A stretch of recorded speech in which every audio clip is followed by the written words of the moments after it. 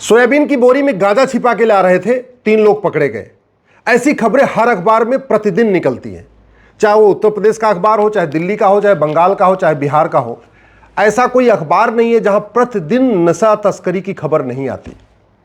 और कड़वी सच्चाई यह भी है, भारत का चाहे वो लॉ कॉलेज हो, चाहे इंजीनियरिंग कॉलेज हो, चाहे मेडिकल कॉलेज हो, चाहे बीएड कॉलेज हो, सिंपल बीए, बीएससी, बीकॉम का कॉलेज हो, या कोई यूनिवर्सिटी हो, ऐसा कोई भी यूनिवर्सिटी कॉलेज नहीं है जहां पे ड्रग स्मगलिंग नहीं हो रही है, जहां नशे की खेप नहीं पहुंच पा रही है। और अब तो हालत ये 10वीं 12वीं के स्कूलों तक पहुंच चुकी है। 10वीं 12वीं के लड़कों को ही नशेड़ी बना के उन्हीं से नशा बिचवाया जा रहा है और बाकी लड़कों को दिया जा रहा है। ये पंजाब में जो कन्वर्जन है उसका मूल कारण है ड्रग। मणिपुर जो जल रहा है उसका मूल कारण है ड्रग। इस नशा तस्करी को रोकने के चक्कर में कितने हमारे पुलिस के जवान बलिदान हो चुके हैं, कितने लोग मारे जा चुके हैं। और सबसे बड़ी बात, इस नशे के कारण हमारी संस्कृति बर्बाद हो रही है। लड़के नशेड़ी हो रहे हैं, लड़कियां नशेड़ी हो रही हैं। जब नशेड़ी हो जाते हैं फिर उनके अंदर फुहड़ता भर जाती है, फिर अश्लील फिल्में देखना शुरू करते हैं, अश्लील गाने सुनना शुरू करते हैं। एक बार वो ड्रग एडिक्ट हुए, उसके बाद फिर एक के बाद एक के बाद एक के 10 और बीमारियां उनको लग जाती हैं। सबसे बड़ा जो हमारे खतरा है, व्यापारी वर्ग के बच्चे नशेड़ी हो रहे हैं। इस देश को चलाने वाला जो व्यापारी वर्ग है, जो अग्रवाल समाज है, जो माहेश्वरी समाज है, जो मारवाड़ी समाज है, जो जैन समाज है, जिनके 1 या 2 ही बच्चे होते हैं, वो भी नशेड़ी होते जा रहे हैं। और बड़े प्लांट में उनको नशेड़ी बनाया भी जा रहा है। पूरी मैपिंग हो गई है, क्योंकि उनको पता है ये बड़े घर का लड़का है, करोड़ों का मालिक है, इसको नशेड़ी बनाओ, खूब पैसा आएगा। भारत को बर्बादी की तरफ ले जाया जा रहा है इस नशे के कारण, इस नशे के जरिए। दुर्भाग्यवश न संसद में इस पे चर्चा हो रही है, न सुप्रीम कोर्ट में चर्चा हो रही है। आए दिन खबरें आती रहती हैं, नशा तस्कर पकड़ा गया, छापा पड़ा, लेकिन कभी ये नहीं छपता कि हाँ नशा तस्कर को फांसी हो गई, नशा तस्कर की 100% प्रॉपर्टी जब्त हो गई, नशा तस्कर की नागरिकता खत्म हो गई। और वो क्यों नहीं छपता? क्योंकि हमने ऐसा कोई कानून ही नहीं बनाया।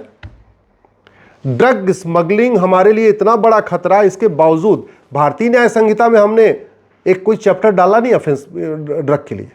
ड्रग जो है, ये ड्रग का कारोबार हमारी पूरी यंग जनरेशन को बर्बाद कर रहा है। इसके बावजूद हमने जो भारतीय साक्ष्य संहिता बनाई है, जो एविडेंस एक्ट बनाया, इसमें नशा तस्करों का नार्को टेस्ट होगा, पॉलीग्राफ टेस्ट होगा, ब्रेन मैपिंग टेस्ट होगा, ये हमने मैंडेटरी किया ही नहीं। ये ड्रग स्मगलिंग हमारी राष्ट्र की सुरक्षा के लिए खतरा है। अरे जब यंग जनरेशन ही बर्बाद हो जाएगी तो राष्ट्र बचेगा कैसे? जो देश होता है, जो राष्ट्र होता है, वो इसी से तो होता है कि उनकी यंग जनरेशन कैसी है, वो क्या कर रही है, कितना वो शक्तिशाली है, कितना वो उसके अंदर ज्ञान है, कितना उसके अंदर विज्ञान है। जब नशेड़ी हो जाएंगे तो बचेगा क्या? राष्ट्र की सुरक्षा के लिए खतरा। इसके बावजूद हमने जो एनएसए है, हमारा नेशनल सिक्योरिटी एक्ट, इसमें हमने ड्रग स्मगलिंग को शामिल ही नहीं किया। न ड्रग स्मगलिंग करने वालों पे एनएसए लग रहा है, न उनके मददगारों पे एनएसए लग रहा है। ड्रग स्मगलिंग से बड़ा अनलॉफुल एक्टिविटी कोई हो ही नहीं सकती। और हमारे पास अनलॉफुल एक्टिविटी है, कानून है, यूएपीए है, लेकिन न ड्रग स्मगलर्स के ऊपर यूएपीए लग रहा है, न ड्रग स्मगलर के मददगारों पे यूएपीए लग रहा है। अल्टीमेटली जो ड्रग स्मगलिंग होती है, ये बाकायदा स्लीपर सेल हैं। जैसे आतंकवादियों के स्लीपर सेल होते हैं, ऐसे ड्रग स्मगलर के स्लीपर सेल होते हैं। और एक बात मैं आपको बता दूं, अब जो ड्रग स्मगलिंग हो रही है वो 2 करोड़ 3 करोड़ की गाड़ियों से हो रही है। वो छोटी छोटी मारुति की 5 लाख 10 लाख या टाटा की 10 लाख की गाड़ी से नहीं हो रही है। अब जो ड्रग स्मगलिंग हो रही है वो आरडी से हो रही है, बीएमडब्ल्यू से हो रही है, हाई प्रोफाइल गाड़ियों से हो रही है। उस पर सांसदों का स्टिकर लगा हुआ है, उस पर जजों का स्टिकर लगा हुआ है। ऐसे हाई प्रोफाइल वीवीआईपी नंबर है, 1111 ऐसे नंबरों से हो रही है, 0001 ऐसे, मतलब वीवीआईपी नंबरों से हो रही है। ऐसी लग्जरी गाड़ियां, उनके वीवीआईपी नंबर, सामने वाले पुलिस वाले देख के रोकते भी नहीं गाड़ी कि पता जज साहब जा रहे होंगे, सांसद जा रहे होंगे, मंत्री जा रहे होंगे। बाकायदा उस पर सांसद विधायक मंत्री का स्टिकर भी लगा होता है। क्यों ये सब चल रहा है? क्योंकि हमने कानून को कठोर नहीं बनाया।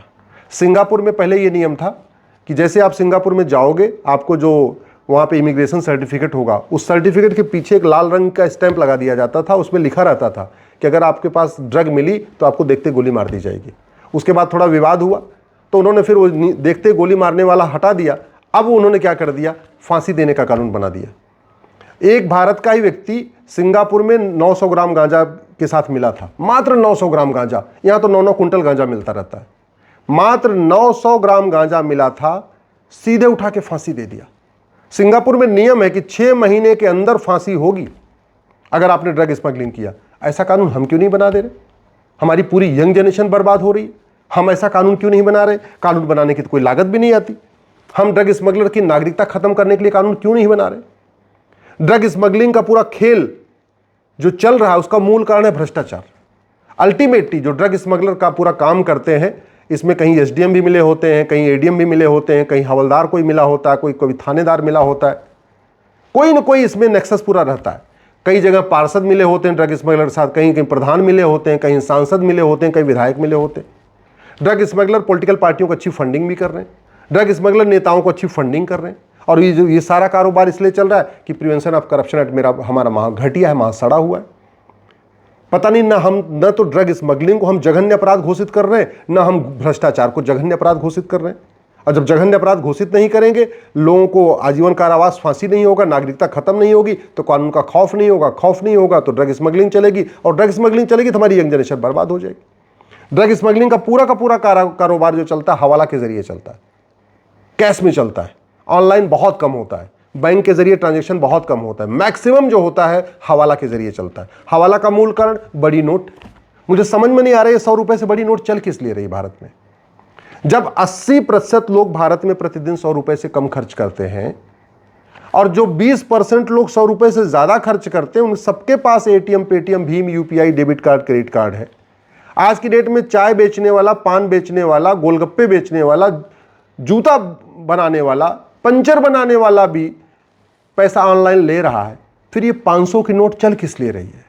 ये 100 रुपए से बड़ी नोट बंद हो जाए, मैं कह रहा हूं 25% ड्रग स्मगलिंग ऐसे ही बंद हो जाएगी, क्योंकि हवाला कारोबार बंद हो जाएगा तो ड्रग स्मगलिंग बंद हो जाएगी। ये पूरा जो ड्रग स्मगलिंग का काला कारोबार चलता है वो ब्लैक मनी के जरिए चलता है। ड्रग स्मगलिंग का पूरा कारोबार ब्लैक मनी से चलता है, और ड्रग स्मगलिंग से ब्लैक मनी जनरेट होती है। और वो किस लिए चल रहा है? क्योंकि हमारा कानून महा घटिया है। हमने ब्लैक मनी को रखना, ब्लैक मनी को यूज करना, इसको जघन्य अपराध घोषित ही नहीं किया। ना हमने घूसखोरी को जघन्य अपराध घोषित किया, ना हमने हवाला कारोबार को जघन्य अपराध घोषित किया, ना हमने ब्लैक मनी को जघन्य अपराध घोषित किया। और ब्लैक मनी रोकने का सबसे बढ़िया तरीका है कैश लेन देन रोक लगा दिया जाए। एक हम नियम बना लें कि भाई अब आज के बाद से जिस सामान की एमआरपी 5,000 रुपए है, या जिसका चाहे वो बिजली का बिल हो, चाहे ट्रेन का टिकट हो, चाहे एयर का टिकट, कोई भी चीज जो 5,000 रुपए से ज्यादा है वो कैश लेन देन नहीं कर सकते। अल्टीमेटली जो ड्रग स्मगलर है, जो ड्रग इनका पैसा कमा रहे, इसे करते क्या है? लग्जरी लाइफ जीते हैं, महंगी गाड़ियां खरीदते हैं, फ्लैट खरीदते हैं, बढ़िया मोबाइल खरीदते हैं, यही तो करते हैं। अगर ऐसा हो जाए कि 5,000 रुपए से महंगे सामान आप कैश लेन में खरीद ही नहीं सकते, तो ऑनलाइन उनको करना पड़ेगा, और ऑनलाइन करेंगे तो पकड़े जाएंगे। भाई कोई व्यक्ति जो कमाता कुछ नहीं और साल में अगर 10 लाख की शॉपिंग कर रहा है, 20 लाख की शॉपिंग कर रहा है, तो पकड़ा जाएगा। सरकार के लिए पकड़ना आसान हो जाएगा। हम उसको कर ही नहीं रहे। पूरा का पूरा ड्रग स्मगलर का जो ड्रग स्मगलर है ये बेनामी लेन देन करते हैं। बेनामी लेन देन रोकने का सबसे बढ़िया तरीका है प्रॉपर्टी को आधार से लिंक कर दिया जाए। 130 करोड़ आधार बने हुए हैं, ऐसा कोई परिवार नहीं जिसमें 4-5 आधार नहीं है। तो हम जो लेन देन चल रहा है 50,000 रुपए से महंगे सामान का, उसको हम आधार से लिंक क्यों नहीं कर देते? भाई अगर आप लैपटॉप खरीदोगे, आप आईपैड खरीदोगे, आप आईफोन खरीदोगे, महंगा 50,000 रुपए से ऊपर कुछ भी खरीदोगे, सोना खरीदो, चांदी खरीदो, बर्तन खरीदो, जो भी खरीदो, वो सीधे सीधे आधार से लिंक हो जाएगा। मैं गारंटी के साथ कहता हूं ये ड्रग स्मगलिंग रुक जाएगी। और सबसे इंपॉर्टेंट, इतना हमने दुनिया भर के डॉक्यूमेंट क्यों बना रखे हैं? हम क्यों सिंगल यूनिक डॉक्यूमेंट क्यों नहीं बना रहे? जब आधार बना था तो उसका नाम था यूनिक आइडेंटिटी। मतलब यह था कि जो आधार का नंबर होगा यही नंबर सबका नंबर हो जाएगा। आज भी ये काम शुरू नहीं हुआ, जबकि आधार कितने साल हो चुके हैं? लगभग 15 साल बीत चुका है आधार का पूरा लागू किए हुए। आज भी मैं कहता हूं आप पैन नंबर वही होना चाहिए जो आधार नंबर हो, आपका ड्राइविंग लाइसेंस का नंबर वही होना चाहिए जो आधार का नंबर है, आपका राशन कार्ड का नंबर वही होना चाहिए जो आधार का नंबर है, आपके पासपोर्ट का नंबर वही होना चाहिए जो आधार का नंबर। आप सिंगल आइडेंटिटी रखिए, आधार नंबर ही व्यक्ति की पहचान हो। और जहां भी वो ट्रांजैक्शन करे, एयरपोर्ट से गुजरे, महंगी शॉपिंग करे, कुछ भी करे, वहां आधार पे आप उसका अंगूठा लगवाते जाइए। बड़े आराम से ड्रग स्मगलिंग रुक जाएगी। ये ड्रग स्मगलिंग रोकना कोई बहुत मुश्किल काम नहीं है। 100 रुपए से बड़ी नोट बंद करिए, 5,000 रुपए से महंगे सामान का लेन देन बंद करिए, 50,000 रुपये महंगी संपत्ति को आधार से लिंक करिए, यूनिक आइडेंटिटी बनाइए। जो दुनिया भर के पासपोर्ट नंबर, ये नंबर, वो नंबर चल रहे हैं, इनको सबको आधार नंबर ही सबका कॉमन नंबर करिए और जस्टिस विद इन ईयर लागू करिए। नशा तस्करों और उनके मददगारों की 100% प्रॉपर्टी जब्त करने, नागरिकता खत्म करने, आजीवन कारावास, फांसी देने के लिए कानून बनाइए। मैं गारंटी के साथ कहता हूं 6 महीने के अंदर नशा तस्करी भारत में बंद हो जाएगी और जो करोड़ों माँ बाप नशेड़ी बच्चों से परेशान हैं उनकी समस्या खत्म हो जाएगी। जो करोड़ों बहनें नशेड़ी अपने पतियों से परेशान हैं उनकी समस्या खत्म हो जाएगी। जो करोड़ों बच्चे नशेड़ी बाप से परेशान हैं उनकी समस्या खत्म हो जाएगी। नहीं तो हम मंदिर बनाते रहें, ये करते रहें, वो करते रहें, प्रार्थना करते रहें, सेमिनार करते रहें, कॉन्क्लेव करते रहें, इससे कुछ नहीं होगा। ये नशा और फुहड़ता भारत को बर्बाद कर देगा और जहां हम पहुंच चुके हैं, अगर अभी भी हमने नशा और फुहड़ता नहीं रोका तो 20 से 25 साल के बाद भारत ऐसा होगा जो आपने सोचा भी नहीं था।